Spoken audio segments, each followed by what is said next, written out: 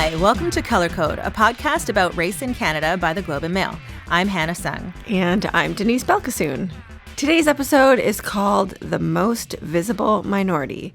And our question is, what is it like when you have a high profile and you're also, quote unquote, a visible minority? May I just interject for a moment to say that I hope that when you said the most visible minority, some of our listeners laughed, because that's a phrase that just kind of came up in a meeting and we were laughing about it. And I think we all thought it was funny in our little tiny bubble, but then it just stuck.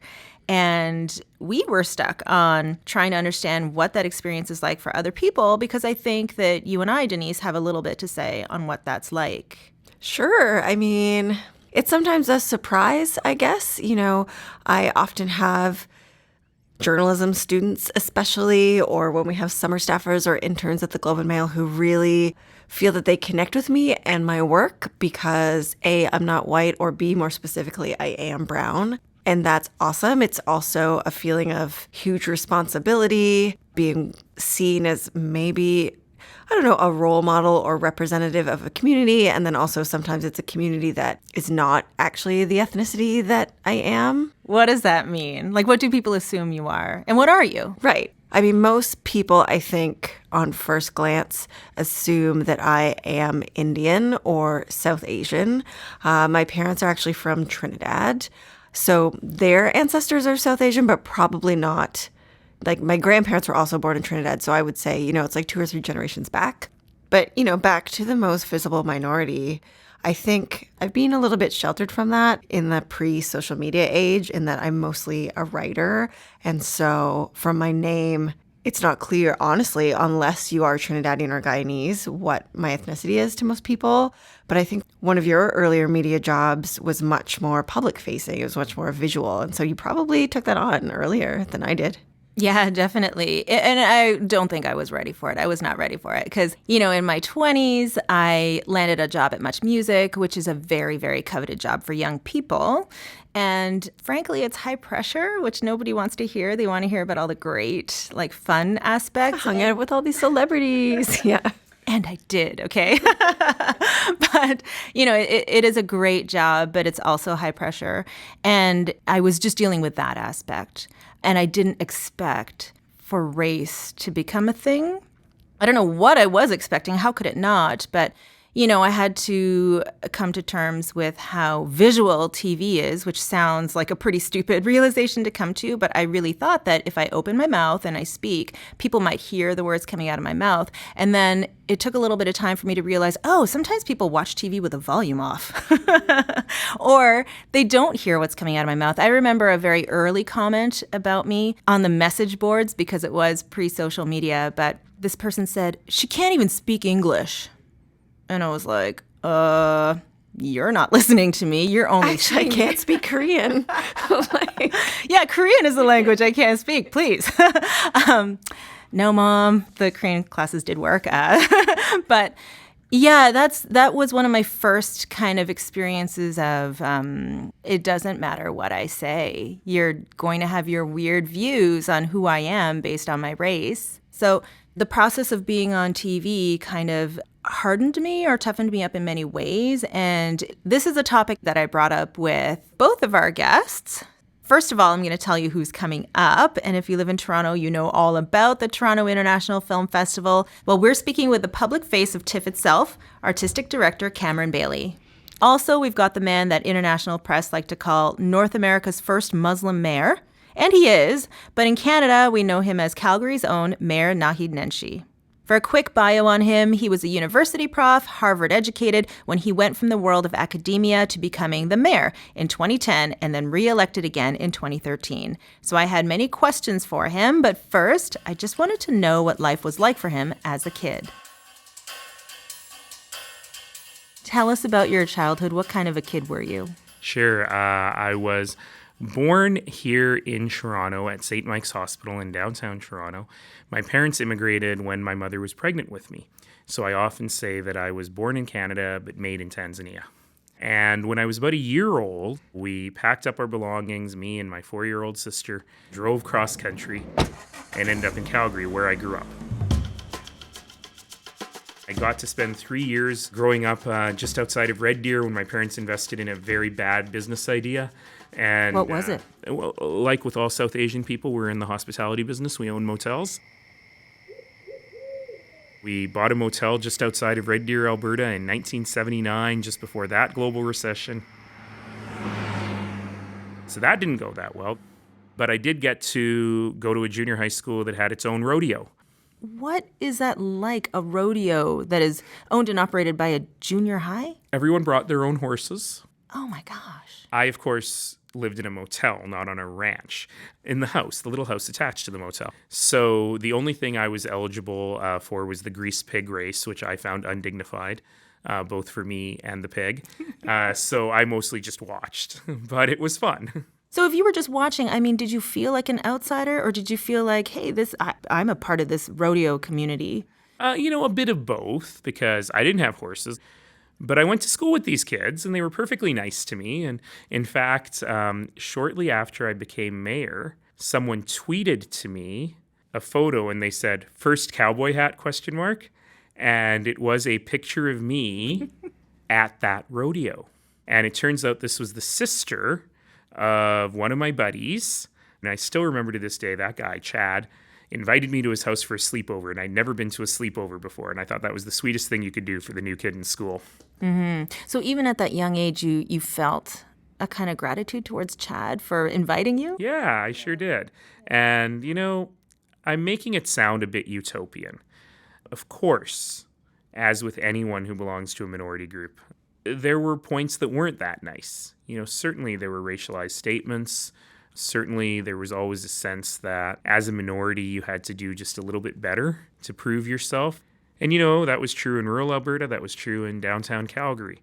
The question is, does that kind of behavior prevent you from being anything you want to be or doing anything you want to do? And I think that's one of the very special things in Canada, because for the vast, vast, vast majority of people, the answer to that question is no. Mm-hmm. So if it does not, say, prevent you from becoming mayor, what do you think racialized statements, the kinds of things that I'm going to imagine kids might have said to you on the playground, what does that do to someone? There's two ways of thinking about it. One is that is enormous trauma. The other is that toughens you up. And I think the answer is really neither of those things. That is just reality. It's not something you can deny. There are racists in the world. And at some point, you learn how to navigate in that world. Do you let it crush you? Do you ignore it? Or do you do something in between? And I think most people figure out the something in between, and the continuum is different for different people.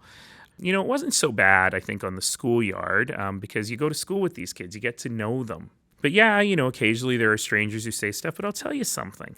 In my current role, I get attacked for so much stuff. I don't like his stance on this, that, or the other thing. Sometimes I get attacked for my looks or my weight or my outstanding hair. And by the way, of course, I get far, far, far less than any woman in public life gets on that stuff. But aside from the real out there racists who do exist, it is extremely uncommon for anyone to say anything nasty to me about my skin color or about my faith. And I think that's an interesting thing in Canada. Let me digress, if you don't mind, for a second. When I was first elected in 2010, I suddenly found myself, literally within hours of my election, very, very, very famous. The day after my election, I spent 30 minutes one-on-one with Peter Mansbridge. And Time Magazine wanted to talk to me, and CNN, and Al Jazeera. And it was interesting because none of them wanted to talk to me about how a university professor goes from 0% in the polls to 40% in 6 months. And in fact, they didn't want to talk to me about my skin color. They only wanted to talk to me about my faith. So I really did have a choice to make, which is just to say to these people, why do you want to talk to me about this? It's not important. And I didn't take that choice because I thought in the world in which we live now and we did 6 years ago, it was actually really important to tell a story about a place where by and large pluralism works. But it's something we have to fight for every day. This is still the country of the Komagata Maru. It's still the country of the Chinese head tax. It's still the country of residential schools. This plurality in which we live is incredibly fragile. So what is holding it together? part of it is just goodwill, but part of it is that we are not shy as Canadians to stand up against those voices of intolerance and small-mindedness when we hear them. I'm sure that everybody harbors feelings about one group or another that are not all sunshine and rainbows. But somehow in Canada, we have a social contract that even if I may not like you much, that shouldn't mean I should have the right to prevent you from getting a job or a promotion or an apartment, wherever you want.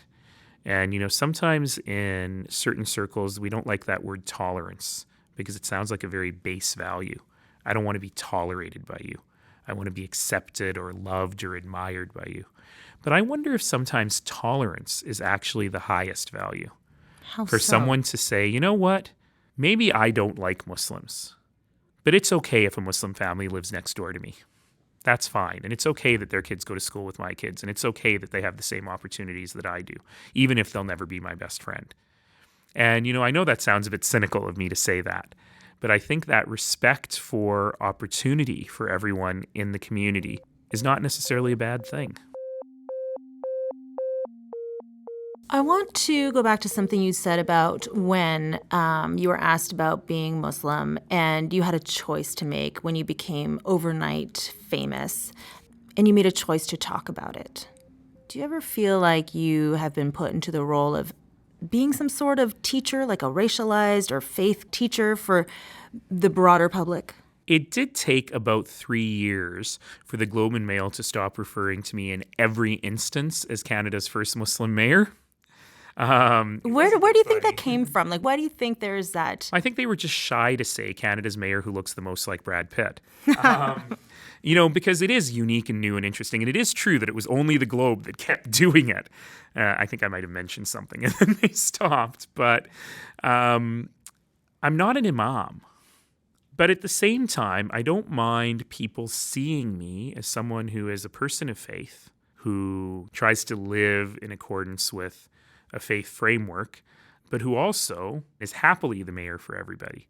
I remember on a national CBC TV show, they played me a clip of me intoning a non-denominational prayer that we used to start every council meeting with. And they were like, this is not really a prayer. He's just saying it because he has to.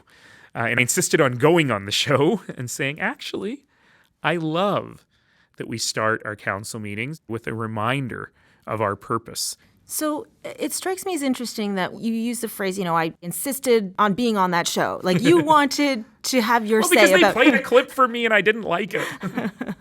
It's just because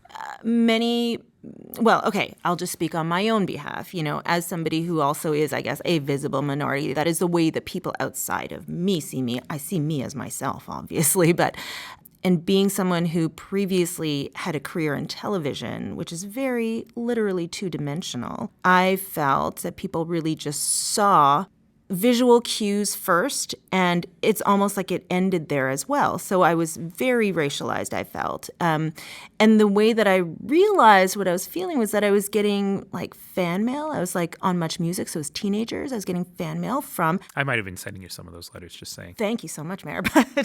But you're not what the usual demographic was for me, which was young female Asian person who wanted to be a journalist. It was almost like very, very like it almost became a joke in how narrow I felt my connection was for some strange reason. But you didn't find value in that? That really these young women are seeing somebody who's doing something they never thought they could do? Yes. So I did, but I also resented to a degree. Yes. But it was because of my age, I really feel like.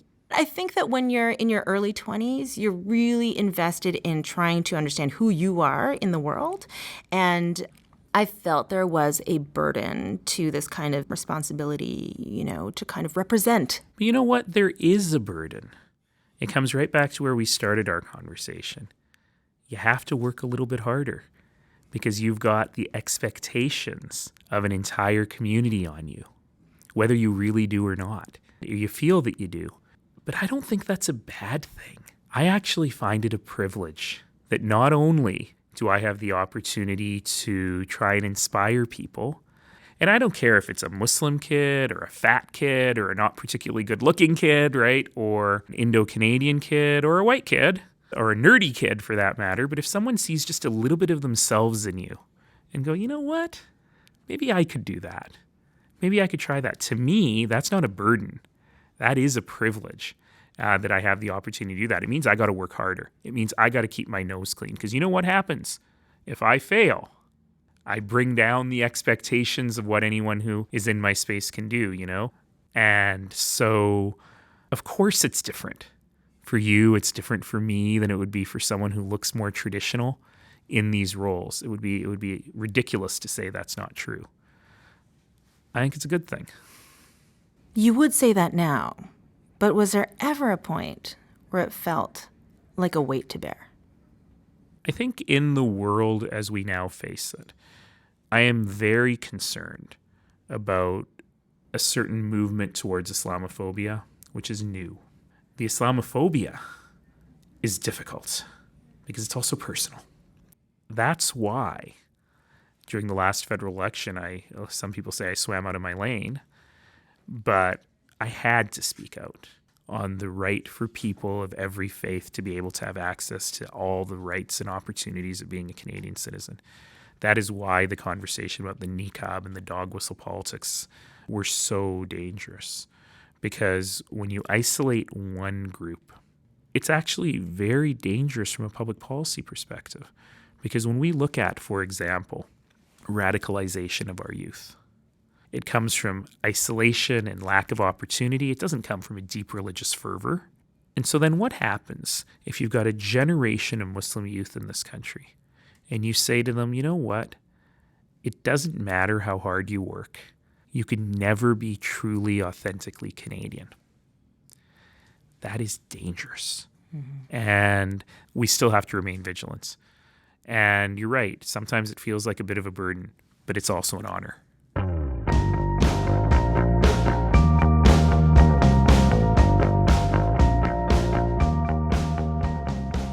So what did you think, Denise?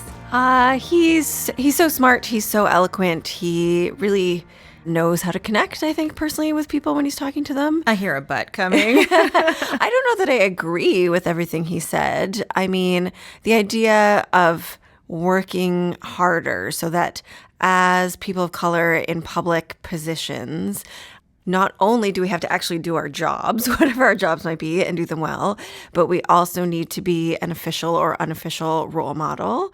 And we also need to understand that if we don't do our jobs well, that our entire ethnicity and probably in our cases, our entire gender may take the fall for that. That's unfair, first of all. And it's also such a burden. You know, you and I have talked about a piece, it's by Cord Jefferson on Medium. Yes. It's called The Race Beat, and he talks about... I think about it all the time. Just like the psychological trauma of reporting on racism all the time and always having to go back to the beginning and explain like, hey, in his case, guess what? Black men are people. We have lives and hopes and dreams and people that we love. We're people. And just, it's not fair that we have to work harder and also deal with that sometimes very emotional experience. And so I would say that I do consider it a privilege when young women, young brown women come to me and say that my work is meaningful to them. That is so important and touching to me. But it's still unfair, the idea that I would have to work harder. Yeah, definitely. And so I have to also mention that I do love it when I hear from young Asian aspiring journalists who happen to be female as well. Like, because I was hearing from people like that, I made it my personal stance that whenever I do hear from a student who wants to ask me something or whatever it is, like I always respond and I always do what I can. And so I guess on some level, I do embrace the role of being a kind of guide or mentor to to anybody really who would want to get in touch with me. But I agree with you, Denise. You know, I really enjoyed speaking with Mayor Nenshi. He obviously has a deep love for his country and for the immigrant experience, you know.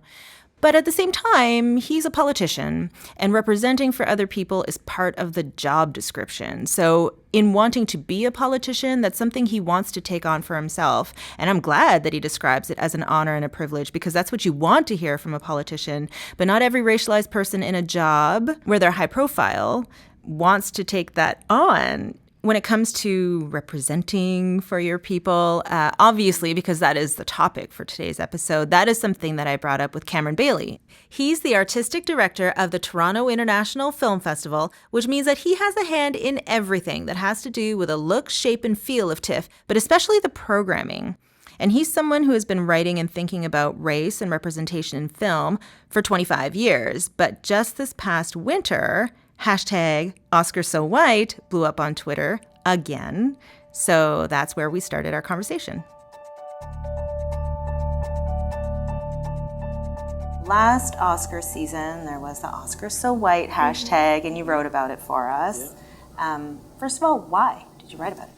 I had things I wanted to say. I certainly felt that as someone in a fairly visible position within the film industry who is Black, that I should be contributing. Do you feel some sense of responsibility for getting people up to speed or for teaching people to a certain degree? The answer is yes and no. Yes, because I have been working in this area in terms of representation and thinking and writing about it for a long time. So if I do have more experience and a longer history with these ideas, then yeah, there is a responsibility to try to educate people. But on the other hand, it shouldn't be my responsibility. At a certain point, you want people to educate themselves, right? And so I hope that when these ideas become relevant in public discourse, that everyone feels a responsibility to learn as much as they can about it and not to kind of go to somebody because they're Black or they're Indigenous or they're a woman or they're LGBT and say, explain this to me, I don't get it. That's what reading is for. What about the behind the scenes of your world? Like, is your world diverse, the film festival world? And I guess it goes beyond TIFF, but there are many festivals around the world that I assume you go to. Sure. It's a complex world, and I've been thinking a lot about this lately because the way that you get into this world of film festivals and independent cinema and art house cinema is by establishing your knowledge and your ability to talk about movies. And so in a way, that can seem like it's race neutral, it's gender neutral, it's sexual orientation neutral. It's just, whoever's got interesting ideas and has seen a lot of movies, then they can be a part of the club. But the club ends up being a lot of older straight white men still. So how did that happen? Well, Do you know what I mean? Yeah. Well, it's because it's not neutral. That's the thing, right? It appears that way, and independent cinema, I think, often adopts a kind of a superior attitude to Hollywood cinema, which is seen as purely commercial and purely about lowest common denominator, and of course that Hollywood representation would be sexist and racist and homophobic and that kind of thing. But the same things are true of independent and art house cinema. You constantly see movies that are about the most retrograde kinds of narratives. So I think once you're in that world, then it's incumbent upon you to actually just call that stuff out. But those are difficult conversations when you're in a room with people who don't agree or who, worse, don't even see it, and that happens.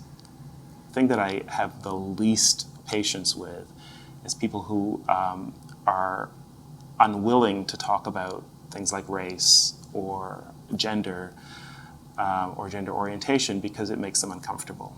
I feel like, that you got to get over that. How do you sense when somebody is actually uncomfortable with race or gender? I mean, because that kind of a person is not going to say, do they say, I'm uncomfortable having this discussion about Often race? They don't, but there are giveaways. There's some white people who have a hard time using the word white in regard to their own background. They'll use every other word. And often people don't like to talk about race because either they're not used to it or they think they're going to say the wrong thing. They think they're going to talk about things in the wrong way. They're going to be called out. I think as long as you're talking, any point of view is always valid. It should be challenged if it deserves to be challenged, but, I think you should never shut down a conversation because somebody said something the wrong way. It's really important to just talk about it, I think. Mm-hmm. I completely agree. I'm curious whether people come up to you on the street and, what they want to say to you. It really varies. People love the festival in this city, which is great. So I get so much of that, sort of projected back at me is representative of that, and that's wonderful. And then, there's a specific kind of response that I get from Black people, which has to do with pride. I'm really so gratified and so humbled when people who are kind of my mother's age come up to me and just actually say that they're proud of what I'm doing. And they don't say it, but I know they're proud to see a Black person doing this job, right? So that's meaningful to me. And in this job, many Black people see me as having an opportunity to help change how Black people are seen. And that's a tough one to deal with, because I don't want that to be the main thing that guides my decisions in terms of what films we show or how we show them. But it's certainly something I'm aware of, because just the onslaught of a certain kind of imagery is so dominant. That makes me think about rap artists, and they are by no means role models, but I wonder how much a really big rap artist who transcends, who is a pop star, right? Like someone like a Snoop Dogg or reaching back 50 Cent, what they think about in terms of what they do to shape the world's image of an American Black man. Why should it be on them? I don't know. There's nothing you can say to the people who created this culture, right? They did it out of love and out of their own ingenuity and their own genius, and then it just goes out into the world. But then I think it's really incumbent upon the people who are consuming the culture to really understand where it's coming from, to understand the language of that culture, the vocabulary of that culture, and the codes of the culture in a deeper way. It flips the sense of responsibility. Yeah. Yeah. On the listener, the viewer, the consumer. From the old trope of, look what you're saying to the kids and the message you're sending. It's maybe the kids need to grow up and be reading their own stuff. Exactly. I just want to revisit one thing that you said about women your mother's age speaking to you on the street. What does your actual mom say to you about your job? Now she's incredibly proud. She was always proud, but she understands now more what I do. I didn't know this was a job when I was young, and I think she didn't fully know what the job was. And I think she has some understanding of, the responsibility involved as well, just what it means to try to contribute to the shaping of a film culture. Mm-hmm. Does she do the thing that Korean moms do, which is brag? I have no idea, and it's probably best if I don't know.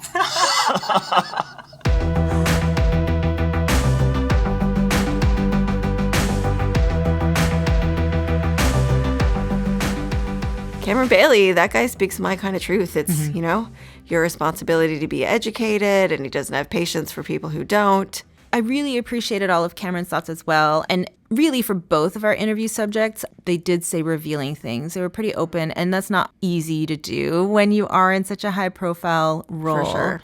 I sort of feel, since we're having this conversation and Cameron Bailey brought up his mom, I should say that my dad was the most visible minority for a while. So he... In your family? Or at all? Yeah, at all. So he's one of a very few Toronto City councillors who weren't white. And then he was an MPP.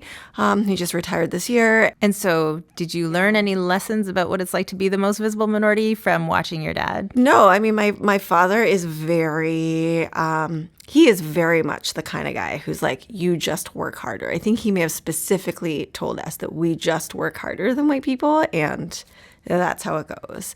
One of the few times I ever remember him making a comment that showed that this kind of thing bugged him was that maybe on Canada 125, they were supposed to have an event in period dress. And there would have been no South Asian people in Canada at the time, or at least not in Ontario. There wouldn't have been very many. Maybe in BC there were. So then, what exactly is he supposed to wear? Is he supposed to wear an English nobleman suit? And he made some sort of crack about how he was going to go in shackles. Oh, boy. Which he never did, obviously. I don't know if he even went to the event. But that's one of the few times that I remember him making a comment that I am in a majority white environment and people do not get what it's like to be me. And you can tell the story now that he's retired? Yeah, pretty much. I'm very glad that Canada is a country now where we can look at high-profile people, and they will be a Naheed Nenshi and a Cameron Bailey, and that those types of people who do speak a greater truth about race and racism have such a great platform, because that wasn't really the case when I was growing up. Yeah, and they leverage, what their platform affords them. And in fact, they have both written for us within the past year about these issues. And that's exactly why I approached them for the podcast, is because I thought they had like so many interesting, complex points of view to share. But, in so doing, and I don't want to like be overthinking this, but does that put them further in this role of having to represent? Mm-hmm. I think basically what it comes down to is there's no way out of it. So you have to figure out your own role and what the parameters of your role will be, and like for yourself and for myself too, right? Or in your town or in your school, there's no escaping that you're just going to have to think to yourself, like Naheed Nenshi did, what decision am I going to make and how am I going to talk about it and what are my motivations behind talking about it? And at the very least, like that's just a given because of the world we live in.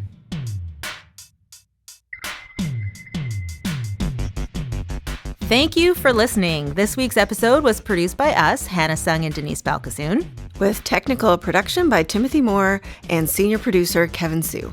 Big thanks to our guests this week, Cameron Bailey of the Toronto International Film Festival and Mayor Naheed Nenshi. Tweet us. Thanks also to Bonjay, whose song Stumble you hear every episode as our theme. If you enjoyed this episode of Color Code, rate and review it on iTunes, share it with a friend, and subscribe.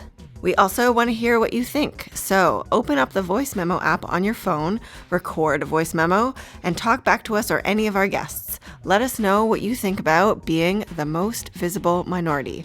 You can email us the voice memo at colorcode@globeandmail.com. And you know who does have a lot to say about what it's like to put yourself on a platform? She's a pop star, activist, and controversial figure. Next week, our one-on-one interview with MIA. Until then, we'll see you on the Twitter. I'm at Hannah Sung. And I'm at Balkissoon. Thanks so much for listening to Color Code.